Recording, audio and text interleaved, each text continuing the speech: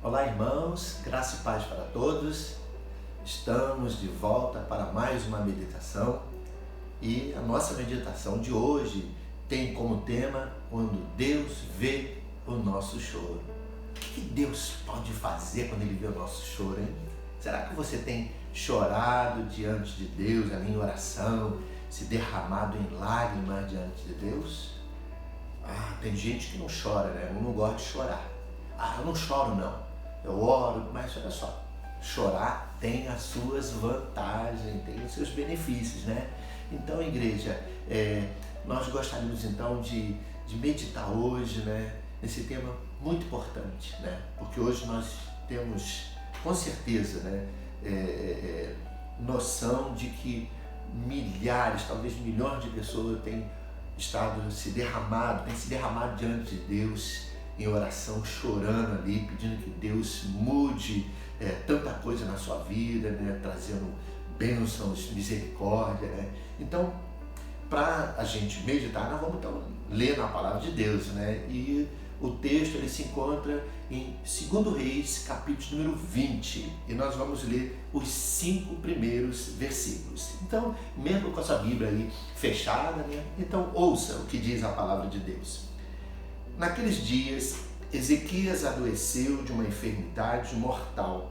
Veio ter com ele o profeta Isaías, filho de Amós, e lhe disse: assim diz o Senhor, põe em ordem a tua casa, porque morrerás e não viverás. Então, virou Ezequias o rosto para a parede e orou ao Senhor, dizendo: lembra-te, Senhor, peço-te, de que andei diante de ti com fidelidade, com inteireza de coração, e fiz o que era reto aos teus olhos. E chorou muitíssimo. Antes que Isaías tivesse saído da parte central da cidade, veio a ele a palavra do Senhor, dizendo: volta e dize a Ezequias, príncipe do meu povo, assim diz o Senhor, o Deus de Davi teu pai, ouvi a tua oração e vi as tuas lágrimas, eis que eu te curarei. Ao terceiro dia subirás à casa do Senhor. Louvado seja Deus pela leitura da sua palavra. Que coisa maravilhosa, né? É saber que Deus, Ele vê, né? Ele ouve a nossa oração, Ele vê o nosso choro ali, as nossas lágrimas. Então vamos fazer uma oração? Curva a sua cabeça aí mesmo, onde você está. Vamos orar em nome de Jesus. Amado Deus e eterno Pai, em nome de Jesus. Deus, eu te agradeço por mais esta oportunidade, Pai, que Tu nos concede, Pai querido, Deus, para meditarmos na Tua palavra, Senhor. Deus, eu rogo nesta hora que a unção do Espírito Santo, Senhor, esteja sobre todos nesta hora, em nome do Senhor Jesus. Amém. Louvado seja Deus pela leitura da sua palavra. Então vamos meditar, aqui tem todos os versículos que eu costumo anotar, como sempre, o meu resumozinho, né? Mas, irmãos, esse tema é um tema assim, talvez você até já consiga imaginar algumas coisas, né? O que Deus deve fazer quando Ele vê o nosso choro, né? Mas veja só, eu tenho certeza que você pode aprender coisas novas hoje. O texto, né, ele relata o impacto, né, que a profecia, né, do profeta Isaías causou na vida do rei Ezequias. Irmãos, o texto que nós lemos relata, Ezequias ele estava doente, né? E quando uma pessoa está doente, tudo que ela quer ouvir de alguém é que ela vai ser o quê? Ficar curada, né? Que ela vai melhorar, vai ficar bom. Não é assim, né? É o que todo mundo gosta de ouvir, quer ouvir nessa hora. Mas veja só, quando Isaías lhe diz assim, como está lá no verso 1 do capítulo 20, quando Isaías diz assim: põe em ordem a tua casa, porque morrerás e não viverás. Quando Ezequias ouviu Isaías falar isso para ele, vindo do Senhor, essa mensagem, era uma profecia. Gente, você imagina o impacto, né, que causou na vida do rei Ezequias, com certeza ele tinha muitos projetos, né? A gente está sempre cheio de projetos, né, na vida, coisas para realizar, sonhos para realizar, e quando de repente sabe que vai morrer, que todos aqueles projetos vão ser frustrados, não vão ser realizados, isso causa, né, uma angústia, um sofrimento. Quando a pessoa está muito tempo no hospital, doente, sofrendo há meses ali, sabe, sofrendo de dor, quando ela sabe que vai partir para o Senhor, ela se sente até aliviada. Puxa, eu não vou sofrer mais, que maravilha, que bênção. Mas são poucos que pensam dessa forma, né? Mas veja, a reação dele então qual foi? Ele saiu dali, ele virou, né, virou o rosto para a parede, ele começou a orar. Ele orou e a Bíblia diz que logo em seguida ele chorou muitíssimo, ele chorou profundamente, né? E não é para menos, né, irmãos? Não é para menos. Mas veja só, toda essa reação dele foi porque ele ouviu o que ele não queria ouvir. Irmãos, infelizmente essa tem sido a realidade, né, que nós vemos nos dias de hoje. A maioria das pessoas naqueles momentos de dor, nos momentos de sofrimento, de tribulação, né, elas querem que você fale aquilo que ela quer ouvir e não aquilo que ela precisa ouvir, né?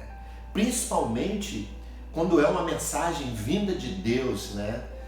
Como foi o caso aqui, né? A mensagem do profeta Isaías para o rei Ezequias, né? Aqui a reação do rei Ezequias foi justificável, dá para justificar, né? Ou seja, era uma mensagem para a morte, isso causou um impacto muito grande, né? Ele ficou ali em pânico ali, né? Mas podia ser, às vezes é o contrário, às vezes você recebe uma palavra, uma mensagem, né, contrária àquilo que você quer ouvir, você fica revoltado. Quer ver um exemplo? Né? É como eu disse, a maioria das pessoas querem que você fale aquilo que ela quer ouvir e não aquilo que você precisa ouvir.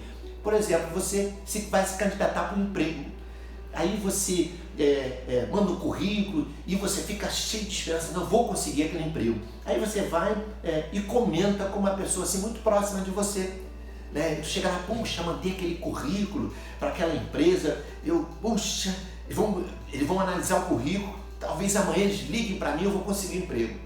Aí a pessoa fala isso para você, né? Vamos supor que é contigo que esteja acontecendo isso, aí você vai e diz assim para ela, olha, eu tenho certeza que esse emprego não é para você. Você não está capacitada, você não está habilitada para essa função aí. Esse emprego com certeza não é para você. E como é que tu acha que a pessoa vai reagir se você fala uma coisa dessa? Ela vai ficar furiosa. Acabou a amizade ali, já te olha diferente, porque você falou aquilo que ela não queria ouvir. E tudo que ela queria ouvir de você, não, era isso. Puxa, Deus vai abençoar, vai dar certo, mesmo que você acha que não é para ela, mas você acaba para agradá-la e diz, não, vai dar certo, você vai conseguir esse emprego, né? Mas será que é justo você isso chama-se ser hipócrita? Ou seja, você falou aquilo que não é verdade, porque na tua visão, você conhecendo e sabendo quais são as características para aquele emprego que a pessoa está falando, e você conhecendo ela sabe que ela não está habilitada, então você falou a verdade, para que amanhã depois ela não fique frustrada, ou até ela pense em novas alternativas e não deposite toda a esperança, né, naquele emprego ali. Mas veja só, então, irmãos, essa é a realidade. Hoje em dia as pessoas querem que você fale aquilo que ela quer ouvir e não aquilo que ela precisa ouvir. E isso, né, isso que eu acabei de dizer, traz à minha memória aquele episódio que está lá em 1 Reis, capítulo número 22, se não me falha, isso, capítulo número 22 de 1 Reis. É aquela história do rei Acabe, que era rei de Israel. O rei Acabe, né, a cidade Ramote de Gileade havia sido tomada pela Síria, ele queria reconquistar essa cidade, precisava se fortalecer, né, para a batalha. Aí ele chama o rei de Judá, ele chama Josafá, e pede para Josafá se juntar nele ali, né? Josafá vai lá fazer uma visita, tem um encontro com ele, ele aproveita ali e tenta convencer Josafá. E o que acontece? Josafá, a princípio, né, ele disse sim, mas ele falou, não, mas eu queria consultar a palavra do Senhor. E o que Acabe fez? Não, tá bom, foi lá, chamou 400 dos seus profetas. E os seus profetas vieram e falaram tudo que Acabe queria ouvir, que tudo ia dar certo. Mas Josafá, um homem de Deus, ele não se deu por convencido. E virou e perguntou para ele, porventura não existe um profeta do Senhor por aqui não? E aí, que nós possamos consultar o Senhor. E o que aconteceu? Acabe então sabia que tinha um, né? Acabe não ia muito com a cara dele, porque ele nunca profetizava aquilo que Acabe queria ouvir. E Acabe lembrou bem, falou, olha, tem um tal de... Tem Micaías, tem sim. Mas olha, eu não gosto dele não, ele nunca profetiza o que é bom para mim, ele só profetiza que é coisa ruim para mim. Né? Ele nunca fala aquilo que eu quero ouvir. Mas mandou chamar Micaías, e Micaías o que fez?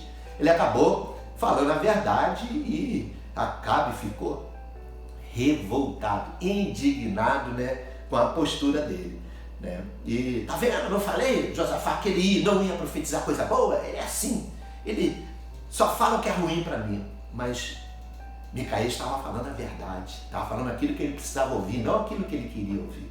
Então, irmãos, você pode ver isso depois de ler 1 Reis, capítulo 22, essa história que você vai lembrar. Agora, infelizmente, né, esse comportamento ainda é uma realidade da vida de muita gente hoje, principalmente na igreja, que é muito comum acontecer, até em relação ao pastor e à ovelha.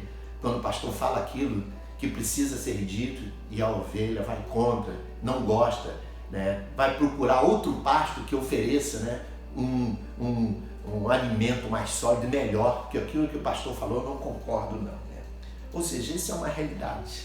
E eu só espero que esse não seja o seu caso. Eu só espero que esse não seja o seu caso. Mas vamos voltar aqui então para a história do rei Ezequias. Então ele ouve a profecia, fica ali chocado com aquilo, chora muito, né? Ora e chora profundamente. Mas para a felicidade do rei Ezequias, então o seu choro a sua oração foi ouvida e o seu choro foi visto por Deus. Olha só, está lá nós lemos o verso 5 do capítulo 20. Ou seja, Deus então, o profeta Isaías ainda estava saindo da cidade, estava na metade do caminho quando Deus fala para ele, olha, volta lá, fala para o rei Ezequias, para o meu servo, diga para ele, olha, ouvi a tua oração e vi as tuas lágrimas. Eu te curarei. Olha só que bênção. E o resultado final foi que ele foi curado, né? E Deus me acrescentou mais 15 anos de vida a ele, mas eu não queria falar sobre o final da vida do rei Ezequias, não. Olhando agora só para esse episódio, para esse relato aqui, né? Eu queria já te despertar, te perguntando o que te chama mais atenção aqui. Sabe o que mais me chama a atenção nesses 5 primeiros versículos aqui? Não foi em princípio a cura dele não, né? O que mais me chama a atenção aqui é constatar, né, o poder que a oração tem em relação a uma profecia vindo de Deus. Porque olha só, o profeta Isaías profetizou o que Deus havia mandado dizer e ele ia morrer mesmo. Mas veja, olha o poder da oração, a oração dele, a postura dele diante de Deus mudou o agir de Deus. Mudou ali, né? Ou seja, não era que Deus e o agir de Deus, nem era o agir de Deus, mas mudou aquela realidade ali, né? E fez com que Deus agisse de uma forma diferente e favorável a ele. Ou seja, então, agora ele não vai morrer mais. Deus então resolveu curá-lo. Ou seja, veja qual o poder que a oração tem. Por isso, irmãos, que o meu lema, nesses já passou de 30 anos de vida ministerial, de vida pastoral. O meu lema tem sido esse: tudo pode ser mudado pela oração. Tudo pode ser mudado pela oração. Ou seja, então esse foi o que mais me chamou a atenção. Agora, uma outra coisa que me chama a atenção é o que Deus pode fazer quando Ele vê o nosso choro. Então essa é a segunda coisa mais importante, é o que ele pode fazer. E nesse caso aqui foi a cura, um milagre, né? E é sobre isso que eu queria meditar rapidamente, que nosso tempo é curto nessas mensagens. O que Deus pode fazer? O que você ainda pode aprender ainda nesse momento, meditando nesse texto? O que você mais pode aprender ainda sobre esse fato de saber o que Deus faz quando ele vê o nosso choro? Você olha na Bíblia, se você tem familiaridade com a Bíblia, se você já leu mais de uma vez, eu já li não sei quantas vezes, já perdi a conta às vezes que eu já li a Bíblia. Todo dia eu estou meditando. Às vezes tem dia que eu acabo falhando ali, mas depois eu vou lá, procuro ler, recuperar o tempo ali. Ou seja, mas essa é uma vida diária, a vida de meditação na palavra tem que ser uma vida diária. Mas se você lembrar de várias histórias bíblicas, você vai ver que teve vários momentos que a Bíblia relata Deus vendo o choro de alguém, de uma mulher, de um homem, né? E que ali aconteceu alguma coisa. Então é sobre isso que eu queria trazer na nossa memória. Olhando para os relatos bíblicos, né, eu queria trazer algumas coisas para a nossa memória nessa hora, né, para que a gente aprenda um pouco mais, né, e espere mais no Senhor para a nossa vida. Então, a primeira coisa que eu quero falar é o Deus que vê o nosso choro, ele pode exaltar o humilhado, né, realizando o desejo do seu coração. Então essa é a primeira coisa que eu queria trazer à nossa memória. O Deus que vê o nosso choro, ele pode exaltar o humilhado, realizando o desejo do seu coração. Olha só, a primeira coisa, realizar o desejo do coração daquela pessoa que está sendo humilhada ali e exaltando a pessoa, né? E olha, veja bem, né, a Bíblia tem várias passagens, né, dizendo que aquele que é humilhado será exaltado e aquele que é exaltado acaba sendo humilhado, é ao contrário, né? Mas essa realidade daqui de Deus realizar o desejo do coração de uma pessoa que tem sido humilhada e exaltando essa pessoa, né? Essa realidade nós podemos ver na vida de Ana. Você que está lá registrado no livro de 1 Samuel, está lá em 1 Samuel, a partir do capítulo 1, você lembra da história de Ana? Você está lembrado da história de Ana? Ana, ela era casada com Eucana, né? Ana não podia dar filhos a Eucana, porque ela era estéril, mas Eucana também tinha uma outra mulher, né? Naquela época a poligamia era muito difundida na época, apesar de que hoje lá no Oriente ainda tem um pouco de poligamia, né? Mas veja, então ele também tinha outra mulher, a Penina, só que a Penina ela podia dar filhos e tinha filhos com ela. Então, e por causa disso, né, Ana, ela foi humilhada por Penina durante anos, né? Porque Penina, com certeza, ela via o carinho, né, que Eucana tinha por Ana, né? Porque Eucana sempre via Ana triste, mas ela não se abria muito com ele, né? Ele até podia imaginar o motivo, né? Mas ela não verbalizava. E aí isso devia causar algum ciúme na Penina, e Penina humilhava. Então foi durante muito tempo, anos ela sendo humilhada. E a história mostra, né, então, que Ana, ela, por causa disso, ela acabava se humilhando diante de Deus para não contender com Penina, para não ter briga, para não criar nenhum problema em família. Ela acabava e se apresentava diante de Deus, chorava e se humilhava ali diante de Deus, né? E um dia, então, Eucana contempla essa cena, está registrada no verso 8 do capítulo 1 de 1 Samuel, quando Eucana diz para Ana: Ana, por que choras?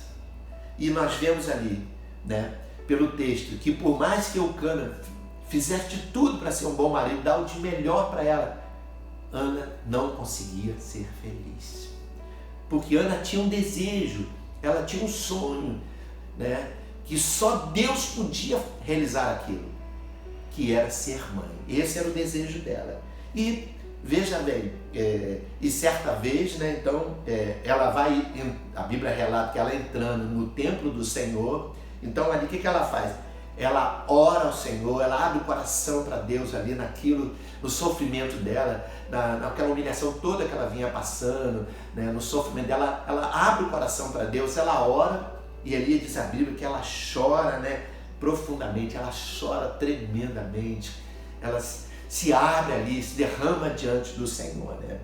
E o que acontece nessa hora então?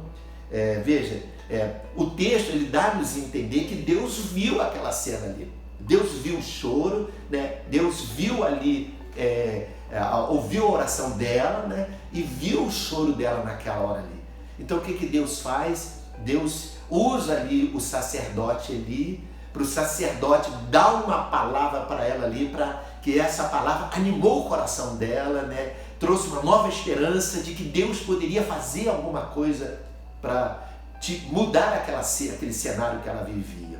Apesar de que Eli, a primeira vez assim, ele recriminou ela, ele fez um julgamento errado de Ana, né? Mas logo Ana se justificou, né? Que ele estava errado, ele reconheceu o erro dele. E qual foi a palavra? Ali nós entendemos que isso foi Deus colocando essa palavra no coração dele, nos lábios, melhor dizendo, do sacerdote ali, para confortar o coração de Ana. Veja o que ele disse. Está no verso de número 17 do capítulo 1 de 1 Samuel. Ele diz assim, ele vai despedi-la, né, e diz assim para ela: vai-te em paz, e o Deus de Israel te conceda a petição que lhe fizeste, né? Ou seja, então isso mudou a alegria, passou a tomar novamente, a formosear o rosto dela ali, alegrar o coração dela, né? Mudar esse cenário. E assim, então, logo depois vem o relato: Ana teve um filho, né? Esse filho que se chamou Samuel, né?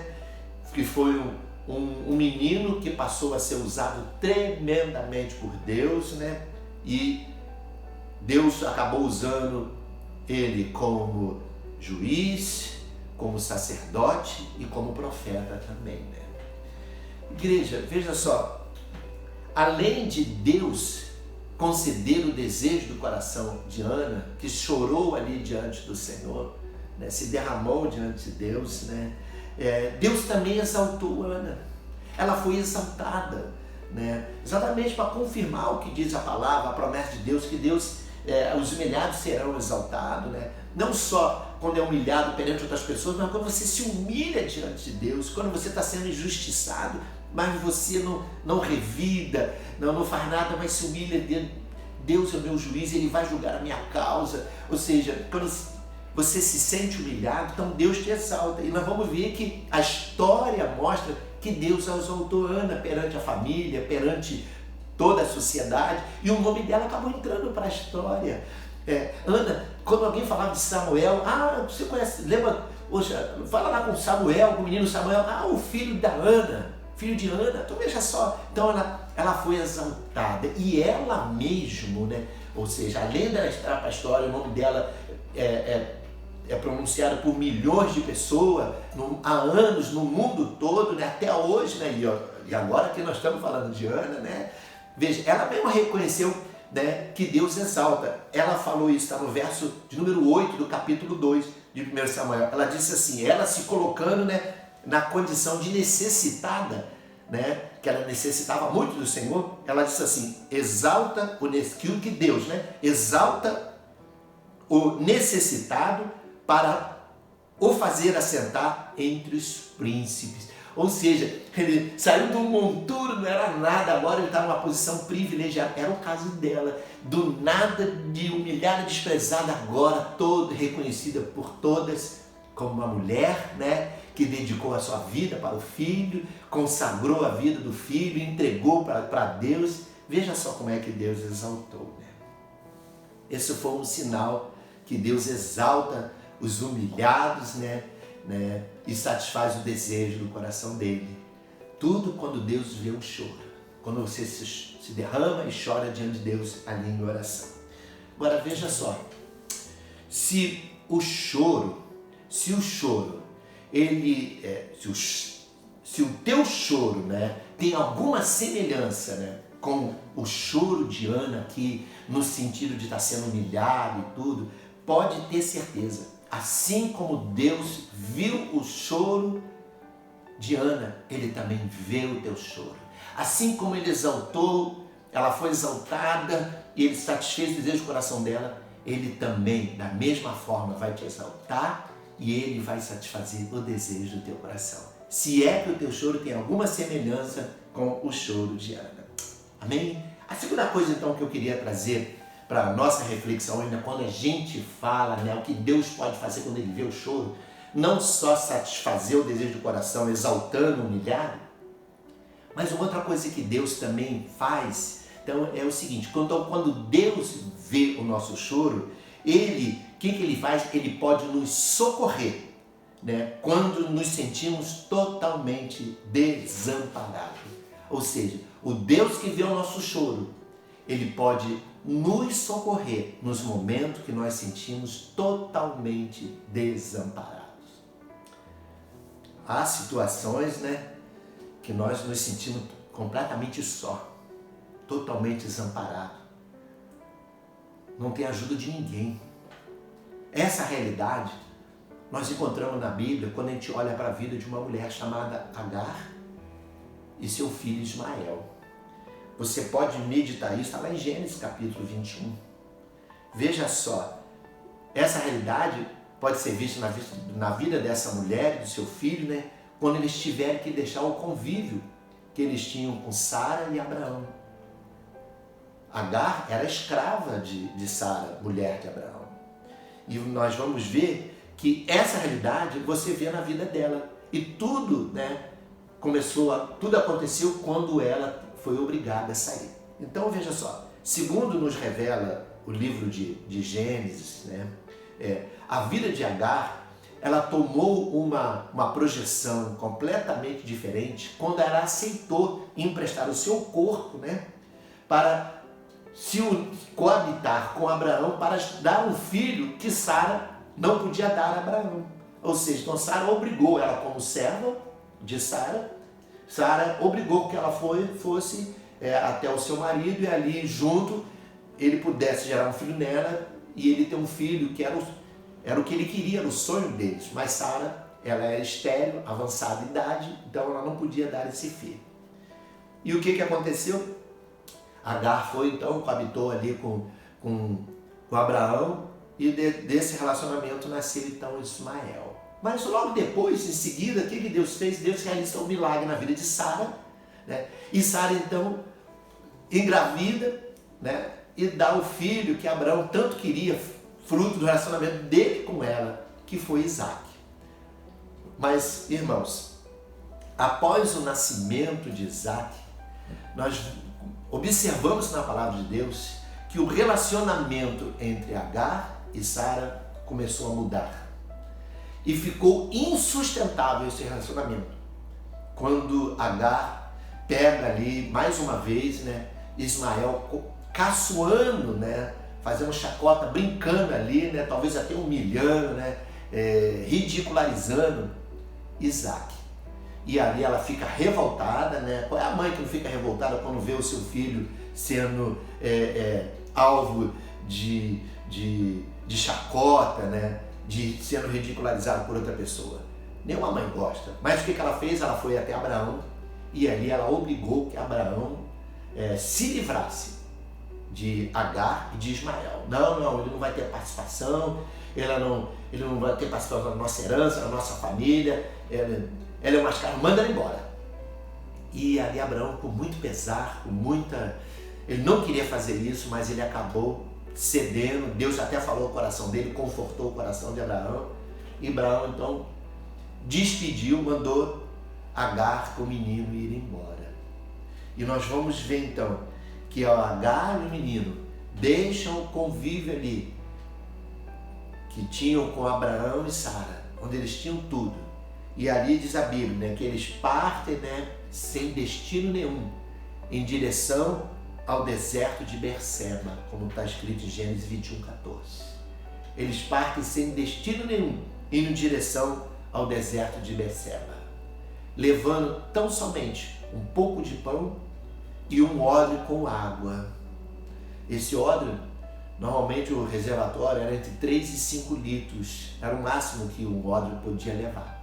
E eles indo então no deserto, então chega um momento que acaba, né? Acabou então a água, né? E Agar sem destino nenhum, ela vai e entra em pânico.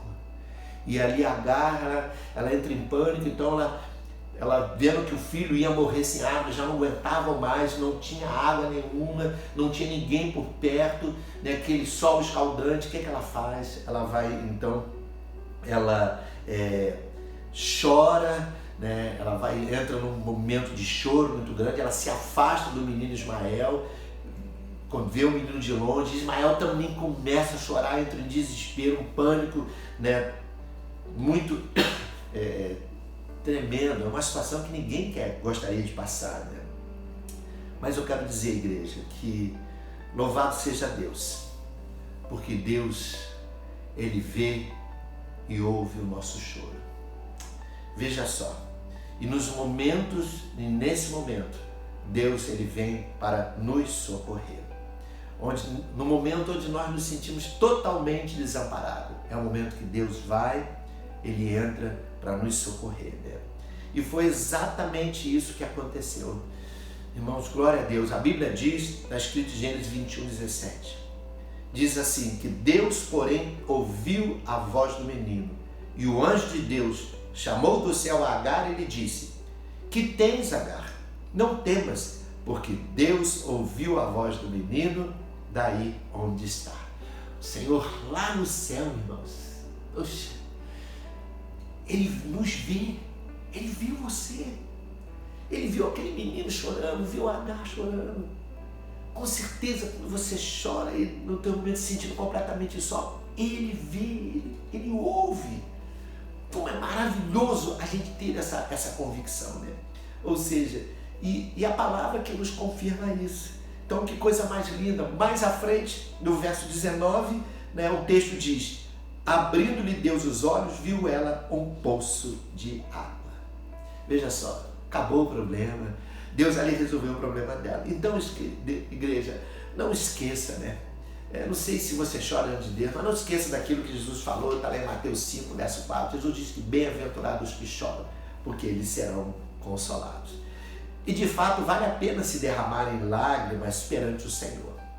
Vale a pena, irmãos. O profeta Jeremias, ele diz que ele chorava sem parar, né, em oração, até conseguir o que ele queria diante de Deus. Está lá em Lamentação, capítulo 3, versos 49 e 50. Ele diz assim: meus olhos choram sem parar, até que o Senhor veja lá do céu.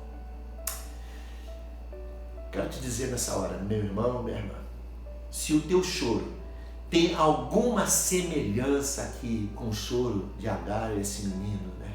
No sentido de se sentir totalmente desamparada, não tem ninguém para te socorrer, então eu quero que você creia. Assim como Deus ouviu o choro, viu e ouviu aquele choro, eu quero que você creia que Ele também ouve, Ele vê quando você chora diante de Deus, diante dele.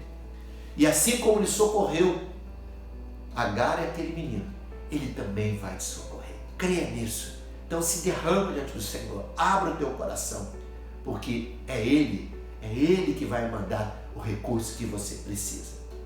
Agora, então vamos para a terceira e última coisa, né, que para nós aprendemos o que Deus faz, com tanta coisa que a Bíblia nos revela, né? Já falamos da cura do rei Ezequias, falamos do desejo do coração que Deus realizou na vida de Ana, exaltando ela, e agora nós acabamos de falar que Deus, Ele nos socorre, né? Quando Ele vê demonstrando aquela atitude ali, né? Então Deus, Ele nos socorre quando a gente chora diante dEle. E o terceiro, o que Deus pode fazer? Então, o Deus que vê o nosso choro, Ele pode restaurar a nossa esperança em situações onde não há mais esperança. Então, essa é a terceira e última coisa.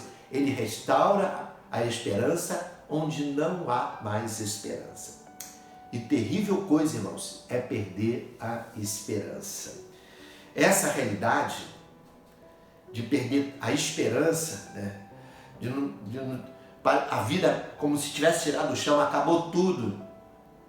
Isso pode ser visto na vida daquela viúva da cidade de Naim, que Lucas registrou no capítulo 7 do seu livro. Veja só, aquela mulher, após perder o marido, que era quem provia os recursos para sua casa, né? Ela agora ela perde o seu único filho, né? Porque veja só, depois que o marido morreu, ela passou a ser totalmente dependente desse único filho dela, para conseguir sobreviver numa sociedade onde a mulher não podia trabalhar, ela não podia ter um emprego. Veja só, agora, esse único filho dela era a esperança dela sobreviver. Esse único filho acaba agora morrendo e a esperança dela, então, se acaba. Aquele que era a única esperança dela, acabou essa esperança quando ele morre. Ou seja, mas felizmente a história, né, dessa viúva, né, mostra que a história dela mudou quando Jesus ele passa e vê aquele cortejo fúnebre ali e ele olha e vê-la chorando ali diante daquela multidão ali que acompanhava. E nesse momento ali, então, a história da vida dessa mulher mudou quando Jesus contemplou ela. Irmãos, qual é a mãe que não chora, né, quando o filho morre, né? A maioria das mães morre. Por mais que até que seja um bandido ali, a polícia matou, ela chora, não quer perder o filho. Isso é uma realidade. Ninguém quer perder o seu filho. Mas veja só, irmãos, ali tinha várias pessoas chorando ali. Inclusive tinha até aquelas pranteadoras, né, profissionais que eram pagas para estar chorando, se solidarizando com o enlutado ali naquela hora. E Jesus, vendo aquelas pessoas todas chorando, ele não olha só para o rosto daquela mãe com as lágrimas descendo, não. Ele olha o coração daquela mulher chorando, um coração que expressava um sentimento de desesperança com a morte de seu filho. Foi isso que Jesus olhou ali, foi isso que comoveu, e esse registro foi para mostrar o sentimento que Jesus tem. E o que Deus, ali estava o Deus Filho presente, o Emmanuel, que é o Deus conosco. Então, olha ver o que a Bíblia relata, Lucas 7, versos 12 e 13. Como se aproximasse da porta da cidade, eis que saía o enterro do filho único de uma viúva, e grande multidão da cidade ia com ele. Vendo-a, o Senhor se compadeceu dela e lhe disse: não chores. Puxa vida, olha só. Não chores. Jesus então ele coloca a mão no caixão, ele interrompe aquele cortejo ali e vira para aquele menino e diz, como está escrito no verso 14, jovem, eu te mando, levanta-te. E naquela hora o menino levantou, começou a falar ali. Você pode imaginar como deve ter ficado a expressão da mãe, como essa mãe, a reação dessa mãe quando viu aquilo ali acontecendo, algo inusitado, ela vê aquilo, meu Deus, que coisa maravilhosa. Veja só o que Lucas registra, o que aconteceu com as pessoas. Disse que elas ficaram, está no verso 16 de Lucas 7, ficaram possuídas de temor e glorificavam a Deus. Ou seja, aquela viúva, né, que é desesperançada, né, agora vê Jesus, né, restaurar a sua esperança. Puxa, que coisa, você pode imaginar, igreja, sem esperança ninguém vive. Às vezes nós passamos por situações, né, que aos nossos olhos, né, nós não vemos solução para aquela situação. E dependendo da situação, se for algo grave, a gente tem que tomar cuidado, né, porque se a gente colocar o coração nisso, isso pode nos levar à desesperança. Isso pode roubar totalmente a nossa esperança. Quando a gente olha, né, e não vê o resultado naquilo. Jó, ele se sentiu assim, você sabia disso? Veja, ele mesmo diz isso lá no livro de Jó, capítulo 13, verso 15. Ele diz assim, já não tenho esperança. Jó, um homem temente a Deus, que conhecia a Deus, ele perdeu a esperança diante do dilema e do sofrimento que ele estava vivendo. Então, igreja, independente da situação que você esteja vivendo, independente, né? Mesmo que aos teus olhos parece que não tem mais esperança, você não pode perder a esperança. Você precisa confiar e crer que no momento de choro, você está se derramando diante do Senhor, Ele vê essa situação, Ele pode restaurar a tua esperança. Que você possa, dizer para Deus nesse momento, né? Como o salmista dizia no Salmo 71, verso 5, dizia assim, verbalizar, dizendo em oração, como dizia, Tu és a minha esperança, Senhor Deus. Eu costumo orar muitas vezes e eu sempre digo, na maioria das vezes, Deus, Tu é a minha esperança. Veja o quadro que está acontecendo no Brasil com essa pandemia, o caos no mundo todo. Eu continuo dizendo, Deus, Tu é a minha esperança. Então a gente precisa verbalizar isso. Então, igreja, meu irmão, minha irmã, se Deus for a tua esperança, pode ter certeza, Ele não vai te decepcionar nesse momento que você chorar diante dele. Sabe por quê? Porque a palavra de Deus diz, né? Bendito é o homem que confia no Senhor e cuja esperança é o Senhor. Então, se ele for verdadeiramente a tua esperança, ele não vai te decepcionar. Está lá em Jeremias 17, verso 7. Então, meu querido, minha querida, se o teu choro, né, tem alguma semelhança aqui com o choro dessa viúva, então você creia que, assim como Jesus viu ela chorando, Ele também vê o teu choro. E se tiver faltando esperança, Ele vai renovar, vai restaurar a esperança na tua vida. Amém? Então eu queria concluir, né? Lembrando os irmãos que nós aguardamos aquele dia onde a Bíblia diz que definitivamente Deus vai enxugar dos nossos olhos toda lágrima. Apocalipse capítulo 21, verso 4 diz, e lhes enxugará, Deus, né? O Senhor lhes enxugará dos olhos toda lágrima, e a morte já não existirá. Já não haverá luto, nem pranto, nem dor, porque as primeiras coisas passaram. Nós aguardamos esse grande dia. Amém? Vamos orar então agora, louvado seja Deus. Curva a sua cabeça aí, né? Que você possa dizer, Maranata, ora vem, Senhor Jesus, para que tudo isso passe e a gente não sofra mais. Mas enquanto isso, vamos orar então e agradecer a Deus. Pai Celestial, em nome de Jesus, muito obrigado, Deus. Ó Deus, por nos ensinar, Pai querido, através da Tua palavra, Pai amado, que Tu sempre ouves a nossa oração, Tu sempre vê, né, o nosso choro, Deus. E que nesses momentos, ó Deus, no momento certo, Deus, com certeza, Pai querido, nós vamos ver o Teu agir em nossa vida, ó Deus, mudando essa realidade. Então, Pai, muito obrigado, Deus. Deus, isso é o que eu Te agradeço e oro essa hora, porque eu oro, Pai, nessa hora, em nome do Senhor Jesus. Amém, irmãos? Glória a Deus. Então, que Deus abençoe a todos e até a próxima.